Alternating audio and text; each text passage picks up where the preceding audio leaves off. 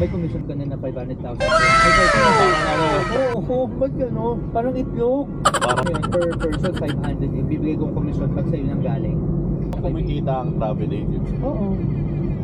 Pero kasi may license yan, di ba? Meron ako license. Sabihin yung travel agency na sarili mo. Kasi ako dati operator, ako yung kinukuha ng mga reasonable Pilipino sa Dubai, Singapore, Thailand, Malaysia, ganun kasi taga Thailand ako. Diba? So yun, ako nagbibigay ng rate sa kanila, so nagbibenta niya sa inyo, kayo yung mga client side na nagbubuk, diba? So yun, so sila yung nagmamark up, travel agency. So ngayon ang gagawin ko, ikaw mag-mark up, or yun sa ginawa kong rate, may commission ka na 500,000 per, ay 500 pesos. So ayun, no, kung nakilala ba lang kita nung ako nagpabubok ng... Ano yun, yung 500 na yun, depende sa price ng ano. Kasi, So pag sabi, ay pupunta akong ganito, ganyan. Ayun, send mo sa akin. Tapos, ako magbibigay ng costing, di ba? Oo. So mamarkapan ko na.